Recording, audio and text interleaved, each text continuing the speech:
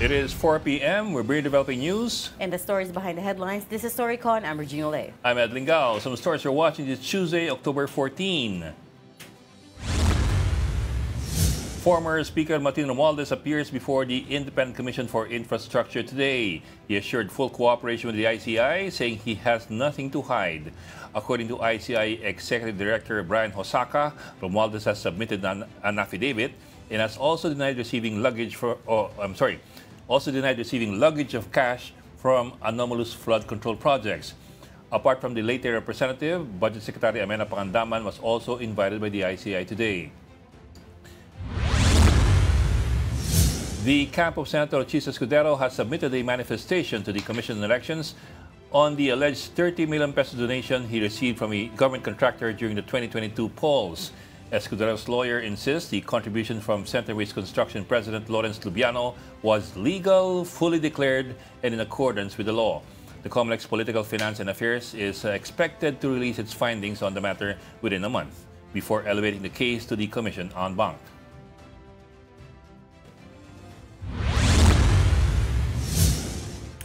A new Octa research survey shows that a majority of Filipinos are outraged over corruption in the flood control projects and strongly support President Bongbong Marcos's move to expose the scandal. 8 in 10 respondents believe the president's decision is a necessary step towards transparency and accountability in government spending. The public is also calling for the prosecution of offenders, recovery of stolen funds, and sweeping reforms to ensure clean and honest infrastructure projects. The poll was conducted from September 25 to 30 among 1,200 adult Filipinos with a ±3% margin of error. Another survey, a Pulse Asia poll, shows that 77% of Filipinos believe the U.S. can best help the Philippines in dealing with China's actions in the West Philippine Sea. Japan ranked second at 45%, followed by Australia, the UK, and South Korea. The survey was conducted between September 27 and September 30.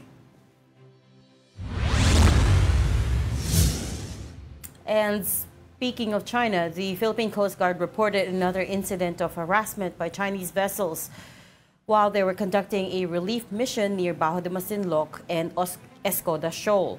The PCG said a Chinese high-speed boat executed dangerous maneuvers and attempted to block the Philippine ships. Despite the provocation, the PCG and BFAR completed their distribution of food supplies and fuel subsidies. President Bongbong Marcos warns that the palakasan system will no longer be tolerated in the construction of farm-to-market roads. Speaking before farmers in Claveria, Cagayan, the president said his administration already has a nationwide plan regarding the matter, but that will be implemented only after consultations with local officials to ensure that projects benefit farmers directly.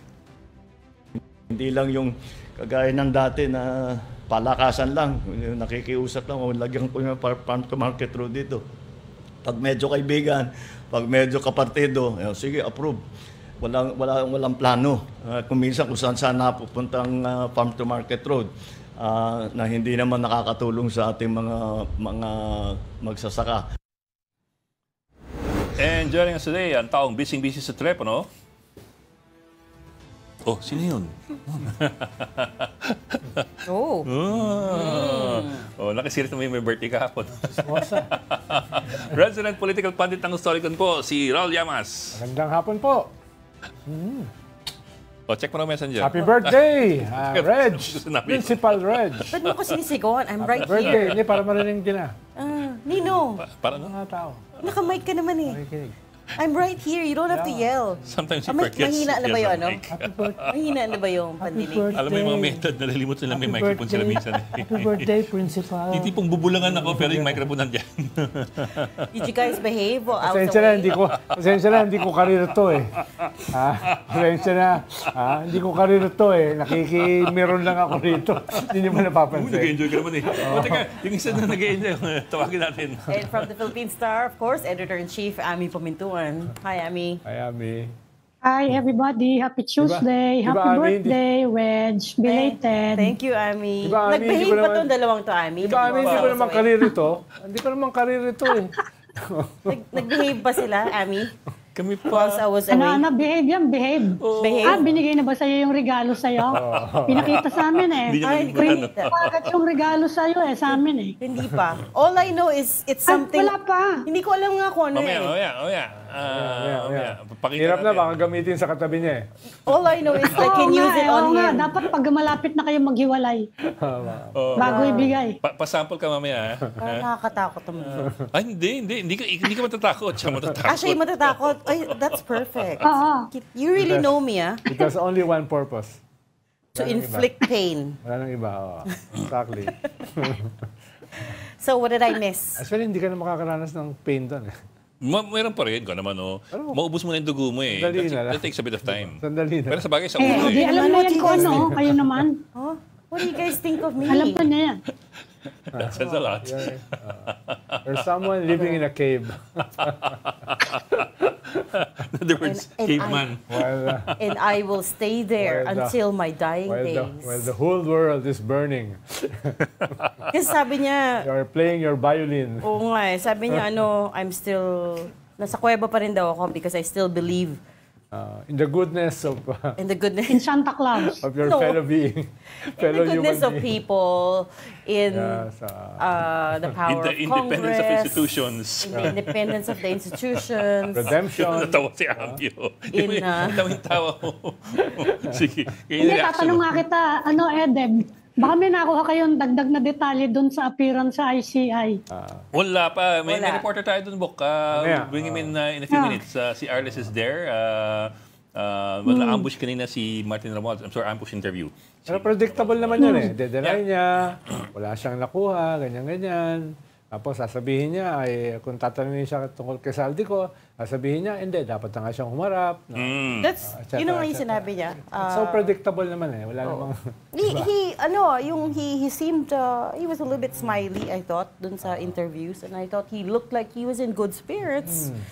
Kaya ano yung role niya? Halimbawa dun sa insertions.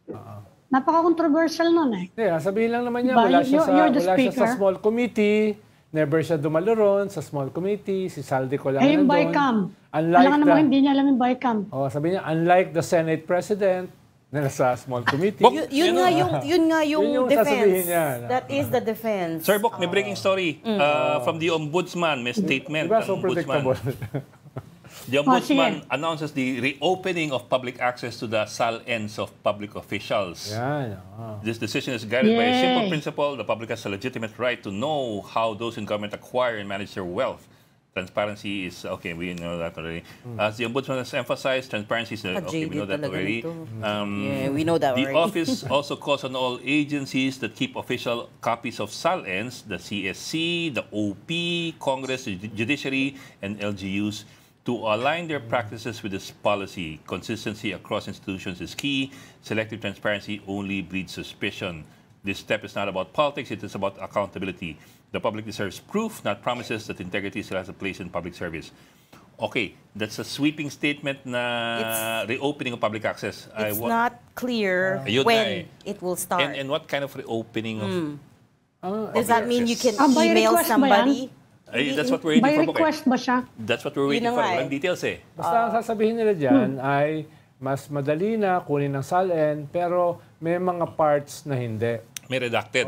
May redacted. Dati Hindi, naman kasi kahit naman noon meron eh. dati naman kasi accepted So, may ganun. certain Oh, reductions eh. kahit noon meron. Pero ako naman yan parang, Baka, surprising na gagawin, di ba? Yan? pero it's one step. Do you not think, it's at least one step forward? Kasi, yeah. Definitely. Kasi right now, in case the viewers don't recall, you can't access the SAL-ends unless Memorandum pumayag. Circular number 1 of 2019 from the Ombudsman stating that you need to get the unang-una permission niyang of the Correct. public Yung official. SAL-end. Correct. Which goes against the spirit. essence of the spirit of the SAL-end. Exactly. So ngayon, they're reopening Against it. the law yun, ha? Oo nga. May nasa Code of Conduct yun. 6713. Code of Conduct. Exactly. So now they're reopening it, pero hindi pa, we don't have the details. Yeah, Bakit we want alam the when it details. will start. Again, Ha? surpresa kayo na against the law? My birthday resolution is to be less jaded. So, To Ami's point, Towards RA Ami. 6713 that requires nga the making public of the SALN. Also, yung Yeah, Anti-Graft Code of and Conduct. Corrupt Practices Act also requires the submission and making public of the SALNs, among other laws. Pero may provision din kahit sa batas na magre-request. Yes. Yeah. Hindi nila i-release na en masse, pero kailangan may request and may process nga. Yun yung sinasabi ni Boying May na reasonable, may reasonable kailangan conditions. ayusin lang yung procedure lang. That's what you're going to be But waiting then, for. yeah. I mean, it might end up the same as with the COMELEC SOSE, the Statement of Contributions and Expenses, no? Before the midterm elections, Chair George Garcia went around saying, oh, we're going to publish all the SOSEs, anybody can take a look at it. Pero in practice, and tinanong natin siya on this show, it's not open to the public. It's not on the website. You have to email them to, actually, you have to write a request. formal letter to request yung sources ng particular individuals that you're looking into, which defeats, I thought, the spirit of publicizing the sources, right? Merong mga sources doon, pero first page lang, and it doesn't tell you who contributed what. So, Okay, to that point kanina, RA 6713 on SALNs, also Republic Act 3019, Anti-Graft and Corrupt Practices Act, and also the Constitution requires upon assumption of office, submit a declaration under oath of his assets, liabilities, and net worth. Also states that such statements shall be disclosed to the public in the manner provided by law. Also, Civil Service Commission memoranda and resolutions. Yung provided by law, it has been provided by law. By 6713. Yun yung nandun sa Code of Conduct. Oo. That Section 8 of RA 6713 requiring all officials and employees, actually kahit nga hanggang janitor are required to file their SALNs. Baka parehas na ng SALN ng mga senador. Baka mas mayaman yung mga janitor, diba? Nag-declare maraming mga official Parang isang senador, nakaparehas ko yung SALN dati. Ikaw, malaki-laki naman siguro.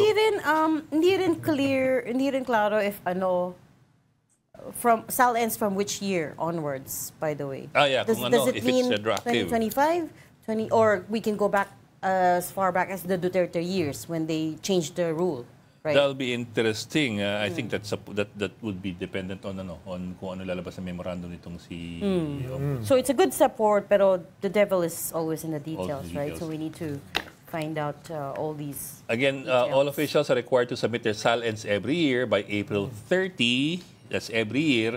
Also, within 30 days after assuming office, if you're newly appointed. Yan yung dating rule.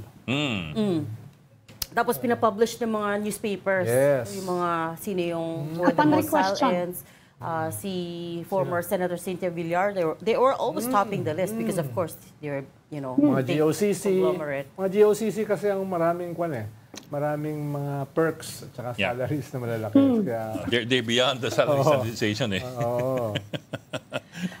Ang isa pang tanong, Ed, susunod ba dyan ng Supreme Court? Ay, that's always been a Kasi tricky sila yung question. unang nag-restrict Oo. Sila yung nag-restrict The ng gods of SALN Padre nila. Fauras. Sumunod sa kanila si Ombudsman. Halimbawa, nung Kasi galing yung Supreme Court ang ombudsman natin. Galing siyang Supreme Court. Sinundan niya yung Supreme Court. halimbawa dati ay pinabuksan namin yung bank accounts ni Corona. no? Later on, napabuksan namin sa AMLA. Pero lumabas later on yung decision ng Supreme Court na huwag pabuksan. Buti na lang nabuksan na ng AMLA. So binawi nila. Hindi, nabuksan eh. Oh. Hindi na, No na eh. returning it. Nabuksan eh. Nangyari Pero na ibig sabihin, kung nauna yung Supreme Court, hindi nabuksan. The Supreme Court has always consistently refused to release SALNs. What does that say about our Hindi, judiciary? simula lang, after lang nung kay Sereno. Ay, hindi mo, before After pa. that lang, saka sila I remember, nag-ano. when I was with PCIJ pa, parating ang hirap kumuha ng SALN sa Supreme Court. They might give you, yung parang a Dahil summary. kay Corona yon. Dahil kay Corona, naghigpit sila ng husto after Sereno. Pero after Corona, nakita ko yung mga SALN ng mga Supreme Court. Yung Meron pa nga, Yung isang Supreme Court dahan-dahan doon, silang mga nagano. konsel. Kaya yung full 300 clampdown million after yung Sereno. kanyang SALN. No? Yung isang kanda. So, naalala ko na nabuksan yung mga SALN nila. But Okay. that's with a Nag-full lot nga lang of after hemming and Sereno. hawing and huffing and puffing to blow their house down. Let's big bad wolf na naman to si Ed. Let's get the details of today's ICI hearings. We've got Restless na si Kwan, yun. mobile journalist Arles de los Santos. Arles, sorry for making you wait. Anong latest, Arles? Magandang hapon, Regina, Ronald, Ami at Bok, no? Sa kauna-unahang pagkakataon nga ay dumating na dito sa Independent Commission for Infrastructure o ICI si dating House Speaker Martin Romualdez matapos ang imbitasyon ng komisyon nitong nakaraang linggo. Ayon sa kanya ay pinaliwanag niya kung paano nga ba ang proseso ng Kamara para sa mga nangyari at nakitang budget insertion dito, maging ang mga DPWH Flood Control Program nang siya ang nanunungkulan bilang pinakamataas na pinuno ng Kamara noong 19th at 20th Congress bago siya magbitiw sa posisyon nitong Setyembre lamang. Ayon kay Romualdez, ay nagpapasalamat siya para sa imbitasyon ng ICI nang sa gayon ay maipahayag ang kanyang panig at maibahagi ang kanyang kaalaman dito nga sa proseso ng budget ng Kamara, maging ang mga katotohanan at mga impormasyon dito sa kabilayan ng mga ingay daw at mga espekulasyon lamang hinggil sa mga maanomalyang flood control projects. Tinanong din natin siya kung ano nga ba ang kanyang estado ng kanyang pagkikipag-usap kay nagbitiw na ako Bicol Party List Representative Zaldico. Medyo naging matipid ang kanyang sagot dyan at tinanong din natin kung ano ang kanyang pananaw, kung dapat nga bang ipatawag itong si Zaldico at dapat na nga bang umuwi. Ayon sa kanya ay dapat daw lahat ng mga personalidad o mga resource person na imbitahan nitong ICI ay dapat tumugon at sumunod para sa transparency at accountability. Kanina naman ay nagkaroon din ng pagkakataon na makapanayam natin itong si ICI Executive Director Brian Osaka kung saan kinumpirma niya na itinanggi ni Romualdez ang mga alegasyon ng mga mali-malitang pera na i-deliver sa kanya, maging ang kanyang relasyon nga o yung ilang mga interaksyon dito kay Orly Gutesa na tumestigo sa Senate Blue Ribbon Committee. Arles, my understanding is si former Speaker Romualdez ay nag-submit din ng affidavit and he will be invited back to ICI next week to answer some questions regarding that affidavit. Did you guys get a chance to see or nagbigay ba sila ni-release ba nila yung affidavit na yun? So for Regina, hindi tayo nagkaroon ng pagkakataon na masilip kung ano nga yung nilalaman ng affidavit, pero narinig natin na makapal daw yung papel na ipinasa nito ni dating House Speaker Martin Romualdez para nga ipaliwanag kung paano ang mga proseso ng budget sa Kamara at ano nga ba ang kanyang posisyon dito sa mga alegasyon at mga maanomalyang flood control projects. Ayon sa ICI, ay sisilipin pa daw nila ito, at papalik nga itong si House Speaker Martin Romualdez kung hindi tayo nagkakamali ay sa October 22. Arles, meron bang statement si former Speaker Martin Romualdez tungkol kay Zaldico? So far, naging matipid siya dyan, Ronald. Tinanong natin kanina kung nakakausap niya ba, medyo suntok sa hangin ang naging sagot niya. Pero sinabi niya lang paulit-ulit na sino man ang imbitahan nitong ICI ay dapat tumugon at sumunod sa utos nito. At least suntok sa hangin. Arles, may nabanggit ba siya kung bakit naman siya, may suspicion ba siya kung bakit tinuro siya ni Gutesa or may binanggit ba siya, suspicion kung who might be behind Gutesa? Kasi napakadetalyado ng testimony ni Gutesa against him. Pero Ami, ano ng status ni Gutesa? Parang bigla siya naglaho. Kaya nga Wala. Hindi Bigla siya naglaho na Hindi lang. siya mahanap. Nagkita yata sila ni Zaldico somewhere. Pero ano Arles? ano sabi? May sinabi ba siya ron? Wala siyang nabanggit, Ami, kung doon sa mga naitanong mo, pero sinabi niya na itong pahayag nga at testimonya nito ni Gutesa sa Senate Blue Ribbon Committee ay medyo at fault daw, o parang may mga issue sa legalidad nito, kung paano nga ito na-approve or yung pagpirma sa abogado, na-notarize. Kaya naman ayon sa kanya ay doon pa lamang daw ay medyo parang humihina o meron ng issue ang kredibilidad nito ni Gutesa. At yun nga, binigyan din niya na yung kanyang relasyon. Natanong kasi natin, medyo nagkamaling tanong natin kung security niya ba itong si Gutesa. Naalala natin na ito pala ay tao ni Zaldico. Pero so far ay idinenay niya naman itong mga alegasyon na ito. Kahit daw sa loob ng ICI kanina nang gumulong ang pagdinig nito. Arles, ang sabi mo kanina kasi in your story, sabi mo, quoting Romualdez of course, nagpunta siya dyan para magbigay ng kaalaman sa mga proseso sa Kongreso. Now that sounds so benign. I was wondering lang if at all he was ever grilled by the commission inusisa ba ang kanyang Regarding his responsibility in the kanyang mga budget. responsibilidad, whether it's command responsibility or direct responsibility dun sa mga insertions na hindi milyon-milyon pero bilyon-bilyon. Baka talagang kulang sila sa kaalaman. Kaya binigyan sila ng kaalaman. But you get what I mean, di ba? I mean, he makes it sound so benign na parang I'm here to educate people on how things are going. Or Nag-lecture siya paano yung sistema ng budget sa I'm one lang kung sa siya House. may kinutkot, kinutikot at kinulit. Meron bang Regina dun sa ICI na pwedeng magtanong na matatalas sa tanong? No? So far kanina, no, nakita natin kahit sa pahayag nito ni ICI Executive Director Brian Osaka, no, na itong pagpapatawag nga raw kay Romualdez ay syempre no, command responsibility niya raw kasi ang Kamara noong panahon na iyon.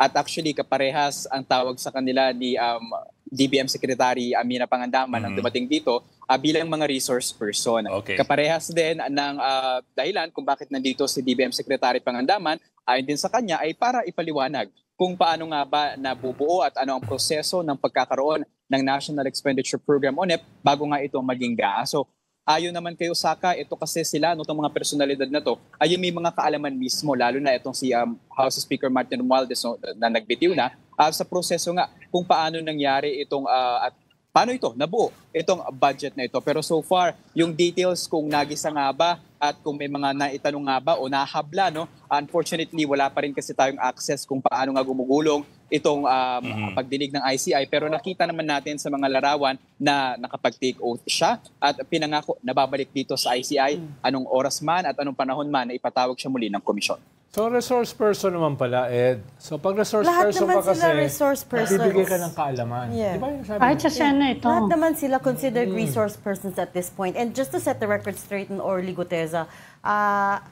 allegedly tao ni Zaldico. We don't know yet because has anyone confirmed? Wala siya. No one's been able to confirm yet that he did work for Congressman Zaldico. Pero yun nga, Ang daming reports kung saan siya nagtrabaho, pati kay VP Sara. Yes. Paulit-ulit siya. so allegedly tao ni Zaldico. But how long was the hearing with Speaker Romualdez, former Speaker Romualdez?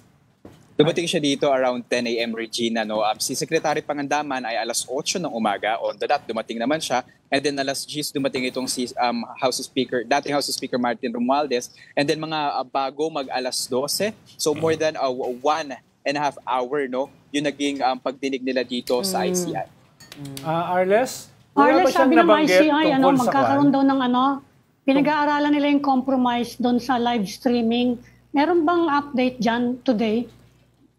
Naririnig natin yan, Ami, no, kung paano nga nila gagawin sa publiko itong ICI na hearing. Pero so far, wala pa rin na live streaming, no? At patuloy natin na hinihingi yung kanilang plano dito kung paano nga ba syempre masisiguro ang kredibilidad ng komisyon at paulit-ulit naman ang kanilang pangako na walang whitewashing at wala silang palulusutin at sisiguraduhin na masilip ang lahat ng mga kinalaman dito sa mga manamalyang flood control projects from top to bottom. Okay. Arles, huli na lang. Predictable naman yung halos lahat ng sinabi ni Speaker Martin Romualdez. Ang tanong ko lang, may nabanggit ba siya tungkol dun sa kabilang bahay?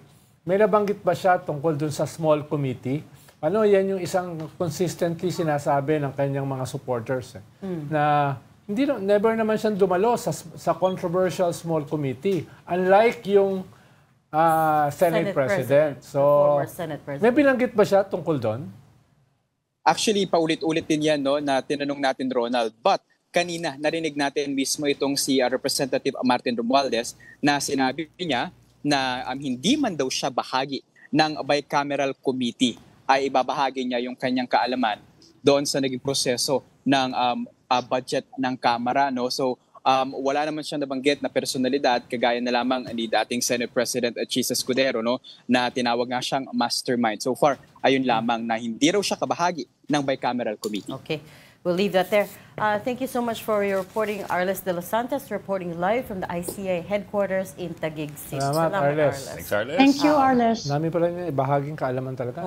For all we know, he named Chis Escudero in his affidavit. Kaya lang, of course, they didn't release the affidavit. Makapal daw eh. So we have no idea. Makapal eh. Makapal daw eh. May reaction si Congressman Pulong Duterte sa pag-testify, I shouldn't say testify, sa participate Pagharap. as a pagharap Pag-share ng kaalaman. in the ICI hearings. He says, Kaalaman. he says, share niya. that's like, Pag-educate sa atin. he says, you mean to tell the Filipino people that the one sitting at the top of the funding chains, the one whose name is whispered in every DPWH regional office, will suddenly turn state witness against who exactly? Himself. That's Congressman Pulong Duterte. Bakit state witness na kagad na pag-usapan? Bakit state witness? Suspect ba siya? There's talk potentially. I don't know how State witness kagad na ano yung pag-usapan. basis. Oo nga, ano yung basis of him Suspect ka being- bago ka maging state witness. Suspect ka muna. Oh. Kung ba kayo na, ha? Na-surprise ba kayo sa tanong? Ha? Remember, ikaw Parang ang talaga, dali niyo ma-surprise, ha? my birthday resolution is to be a lot less jaded. Oh, Ikaw diba? talaga. Talagang, Ikaw talagang talaga. binibigyan mo talaga ng benefit of the doubt, ha? Lahat ng, paano mo, ha? Si Prof. Ranjit pa, bibigyan natin ng benefit of the doubt? Ay, hindi. Pagka hindi politician, we're gonna hit them hard. So let's bring in our first guest this afternoon, Octa Research President Ranjit Rai. Hi, Prof. Hi, Prof. Hi, Hi, good Professor. afternoon to everyone. Hi, Thank you sir. for inviting Okta to share its results Sensya ka na, of magulo its itong first kasama quarter natin eh. survey. Prof, paano ba to? Parang yung, ito ba ay, ha? Parang surprising ba yung resulta ng survey na karamihan ng mga tao Actually, ay galit sa corruption? Parang, ano Hindi ba yung naman, yung comparative advantage ng ganitong survey kumpara doon sa nakikita naman natin all over the place? Maliban doon sa mga nakatira sa loob ng kuweba. Hindi naman. Actually, ang importante dito, mapaalam doon sa mga stakeholders kung kaano ka-extensive, no? Yung awareness at saka ang galit na ating mga kababayan dito sa issue na to. Kasi baka hindi natin alam kung paano yung dynamics ito, Ronald. Sinasabi lang maraming galit pero sasabihin, bakit 31,000 lang o 30,000 lang nagpunta noong September 21? The fact of the matter is, now we have a number. No? Now we can say with confidence that actually majority of our own population, majority of adult Filipinos are how should I say this, are very angry, no, about what the term we used in the survey was outrage, no. That's and so I think that's a very important finding from a social science standpoint, rather than giving just a statement without any data to back it up, diba? And it should also be a data that government should be focused on, because nowadays, if the president started this process of cleansing, it should be clear to him that there should be no whitewash, and he should go all the way, because people are angry, people have expectations, and people have hope because they supported his call for cleansing. They want some results. So yun ang lumalabas din sa survey na to. So anybody looking for on both sides will see the value of actually having data. And besides, this was an important juncture in the life of our country. It's important to get public sentiment measured. So now, this was also discussion we had when we were probing this. Do we really need to find out that people are angry? Actually, we do. And now we have the number now. We have 60% feel outrage, 30% have anxiety and disappointment. Okay? The majority of those who are angry, anxious, are from Gen Z and millennials. So, even your statements in the past will now have data to back it up. Mga tao at very specific yung sector na galit, and they're not asking for charter change or snap elections. They're asking for a very definite agenda of reform. And it was also outlined in the survey. Ano yung gusto nila? And you will see from the ranking na people want justice apart from accountability. So they want people to go to jail. A majority of our own respondents want to see that some of the money should be returned back, no? So meron nasa panghuli na yung restoring trust in government, improving infrastructure projects. People want the suspects, no, the people who are, who do corrupt activities in government go to jail. Interested ako, Prof, dun sa 20% na parang hindi kasama dun sa 80% na galit. Paano mo i-deconstruct yun? Yung 20% na yun? Bakit sila hindi galit? Ano ba? Or maybe hindi nila alam. Anong concern nila? Lack of information? Or talagang hindi sila naniniwala? Doon ako interested yung 20% na yan. Is it 20%, Prof? Yung ano? Hindi naman. It's less than that. Okay. September. So just to give our viewers a context, September 25 to 30 nagkaroon tayo ng survey, no? Ang focus ng survey natin yung issue ng flood control projects, yung issue ng corruption. So this is not just what we released was just a part of a larger probe, no? So ano unang finding, no? Tama ba na nilabas ni President Marcos, no? Sinimulan ni President Marcos itong issue, no, ng corruption by publicly exposing yung anomalies sa flood control. So even if it hits him politically. So ang sabi ng mga kababayan natin, 83% ang nagsasabing they support, no, the president's expose and the call for accountability because of these flood control anomalies. Number 2, ano yung feeling? Ano yung number 1, no? Primordial feeling ng mga ating mga kababayan because of this scandal? So 60% ang nagsasabi anger and outrage, 30% ang nagsasabi na express fear, anxiety, while 9% feel sadness and disappointment. So and then when you go to the radix, no, go to the granular level, majority ho ng ating mga Gen Z at millennials, more than 60%, lalo doon sa outrage, makikita mo ang bulk ng ating Gen Z at millennials, which is the big chunk of our voting population, are the ones feeling this. So, we can say at some level, our young people are very critical about corruption and expect decisive action. So, yun ang pwede mong ma-derive from the survey. Third finding namin, when you look at the institution, who should investigate? Okay, 46%, most of the our interviewees opted not to privilege the Senate or the House. Hindi ito mga institusyon na dapat mag-investigate. Ang dapat mag-investigate isang independent commission. Yun na nga yung ICI. So again, bababa ang trust sa Senado na at saka Kongreso. Gusto ng ating mga kababayan ng independent commission of respected individuals. Ito na nga yung ICI. So that's 46%. Last thing that we found out from the survey, ano yung expectation ng public after all of this?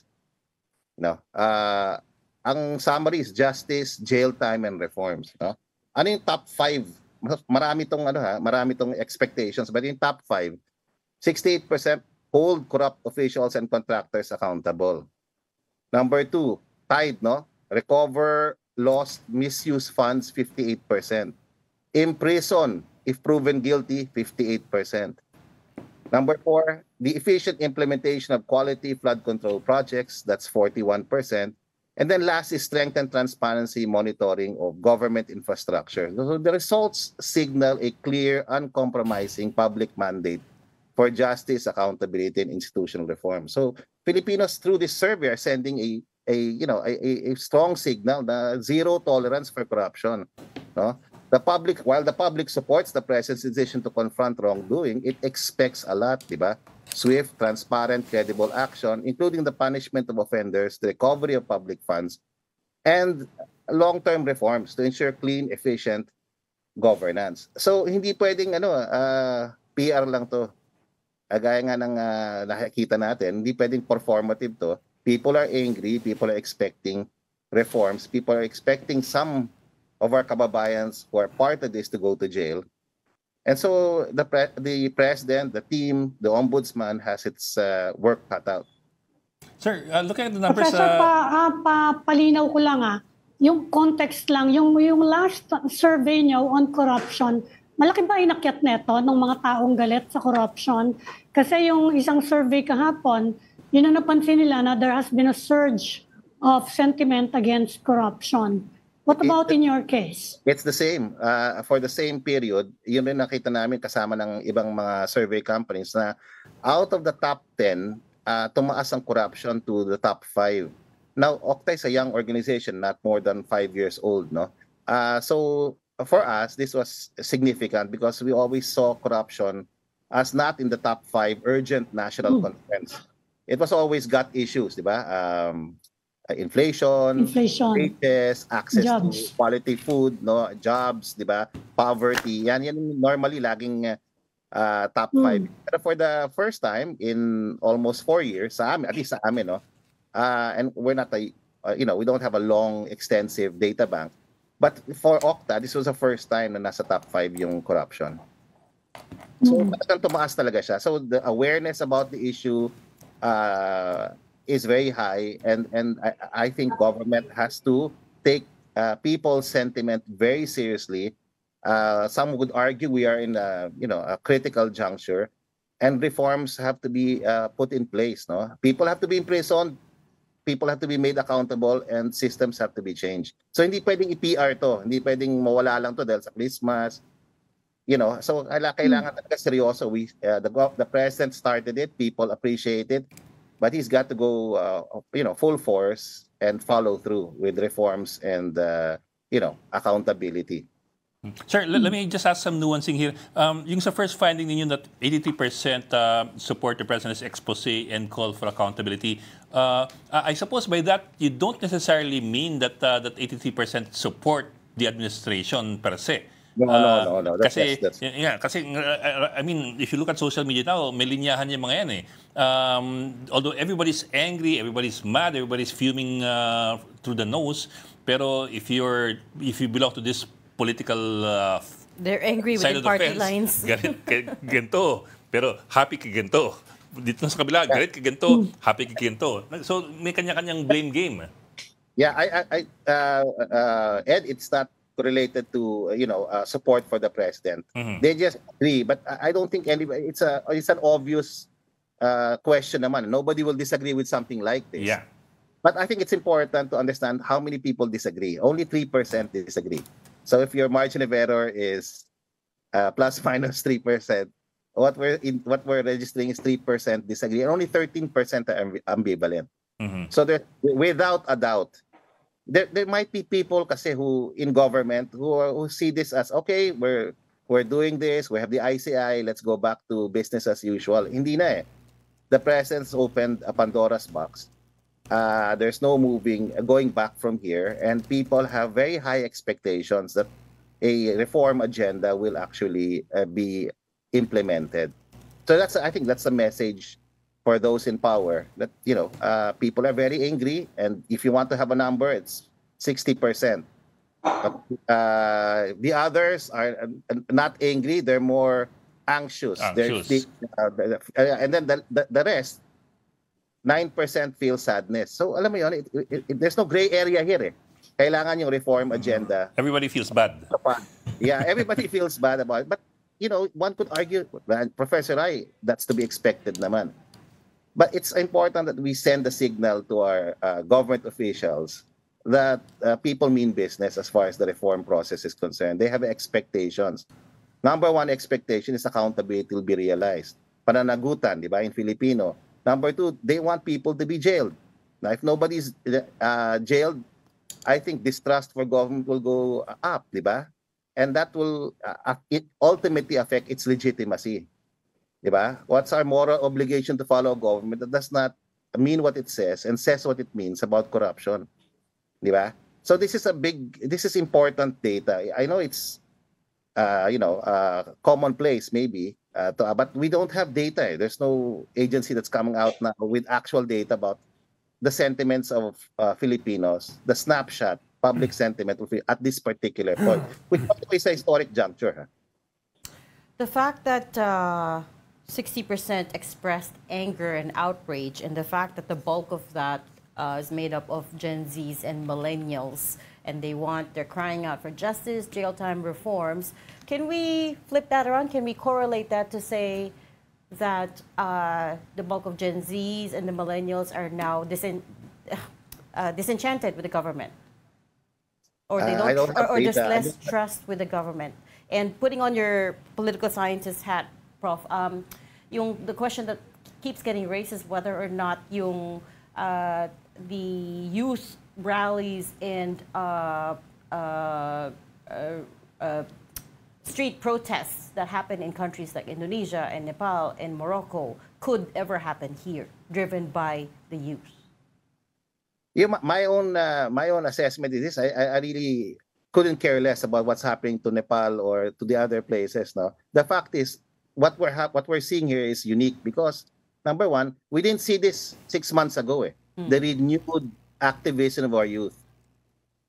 I think that's something that's significant. Now, if there's a movement that can be, there's already a movement. It has no leader, but there's a movement for change that's happening. The big chunk of it is organic. It's authentic. I feel this is an opportunity for change.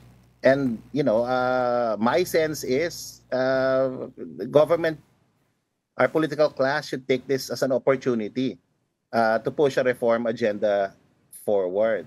If not, I think there might be some problem. There might be the political crisis will become broadened and deepened if there's no adequate response. That's why the ombudsman, this survey was done after the big rallies. This survey was done, just before the ombudsman was chosen. So we've got all the puzzle pieces together. Hopefully something good can come out of it.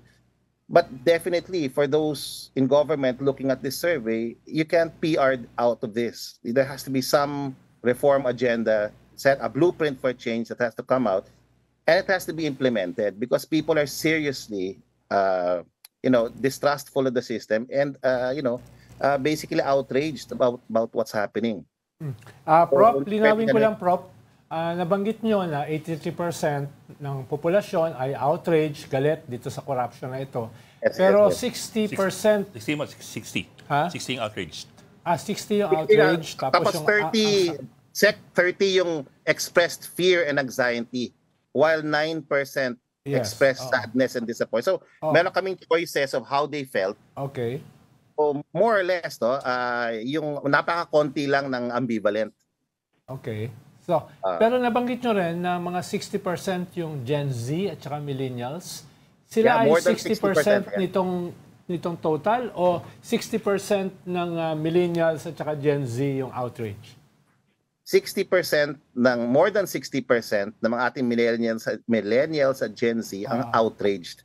So napakalaking force niyan yung outrage at anger is a very powerful emotion And this can accelerate the development of strong social movements And since they comprise bulk of our voting population, they comprise bulk of our population in some sense, in a real sense pala, there is a movement for change, and this could change change governance in the medium to long term. It can have an impact on politics. 2028, come 2028. So ito yung ito yung importanteng kailangan malaman ng different stakeholders in our political system. Yung nga yung tanong ko, Prof, kung 60% ng Gen Z at saka millennials yung outrage, ano yung 40%? Ano yung 40% ng Gen Z at saka millennials? So explain ko na. Nandun sa report na binigay ko sa ISEC. So when you say 60% are outrage, ano yung age group distribution nun? So yun lang sinasabi ko. So sa age group distribution, except for the age group, unfortunately, of your age group, 44%. Millennials. I was gonna say, millennials. that's his generation. Millennials. Yeah. Okay, so Boomer. 16 above, parang less than 50%. Pero all age groups above 50% ang lumagpas, ang outrage, So yung composition ng age groups. So when you look at the 60% of that, a big chunk are millennials, 60% of whom are comprised of millennials and Gen Z.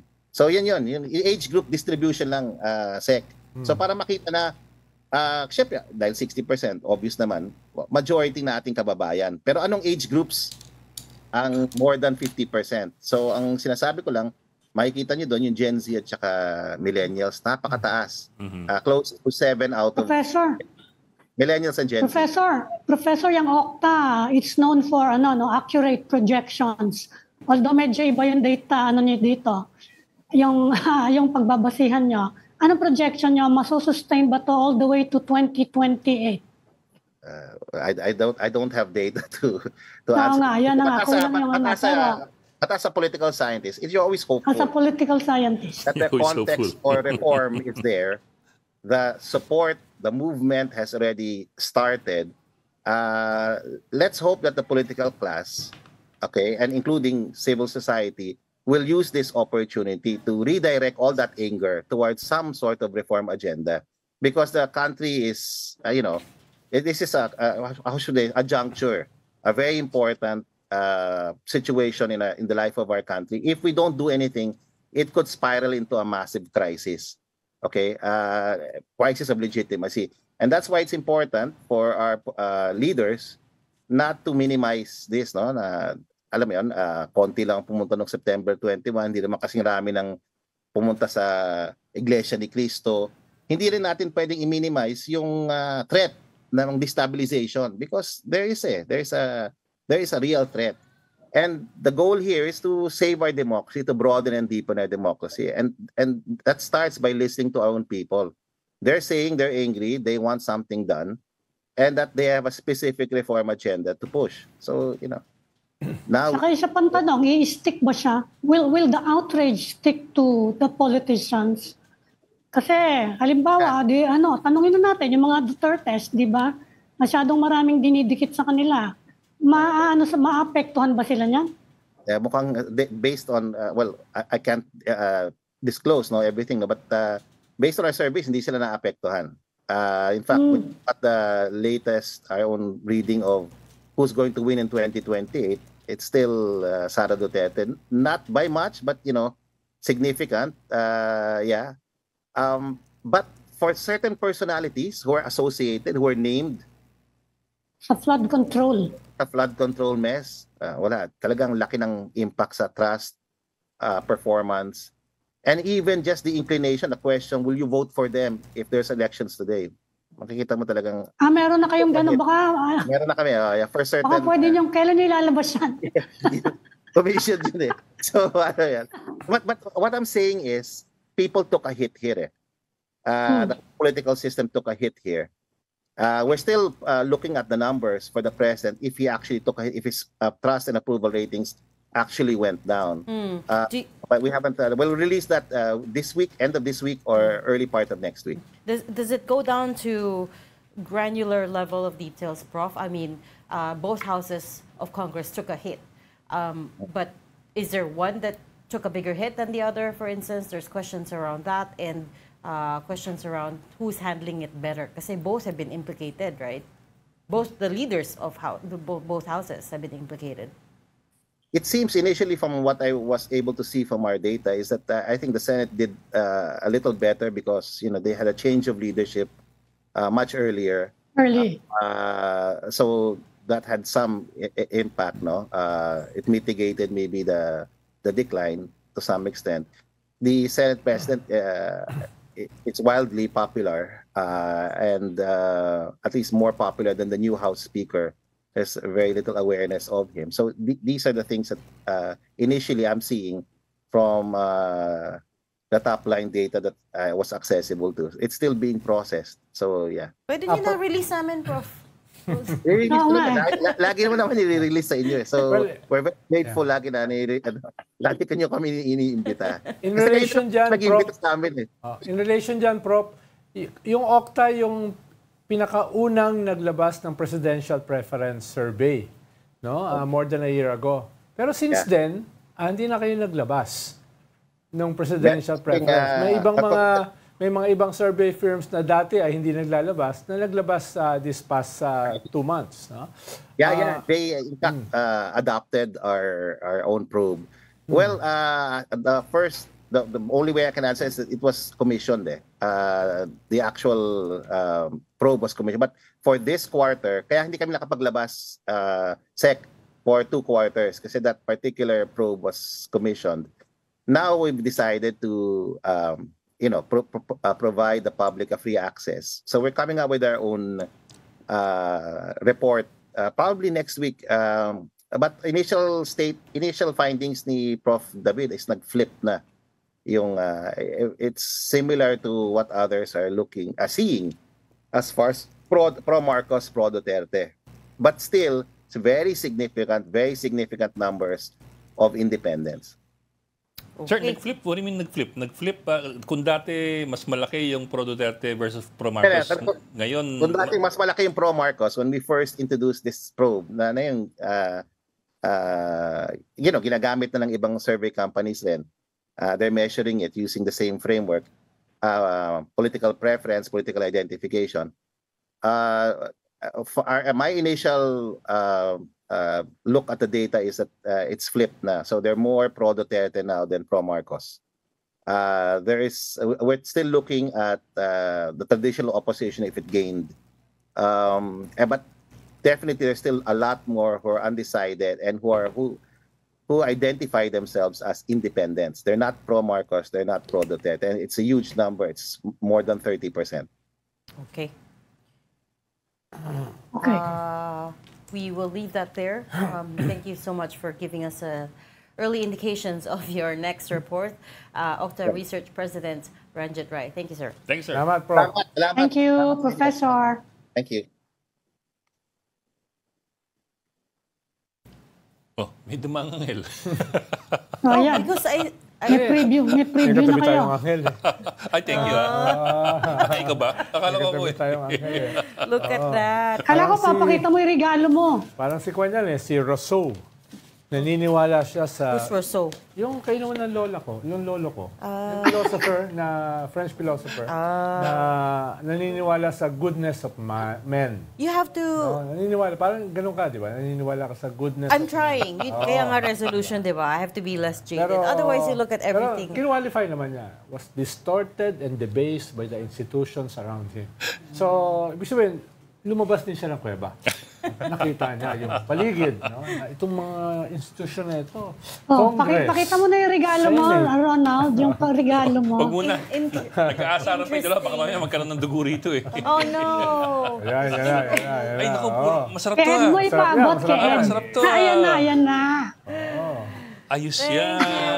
This is, nakita na yung kamay mo. This is Santi, our gallant Hello. guest booker.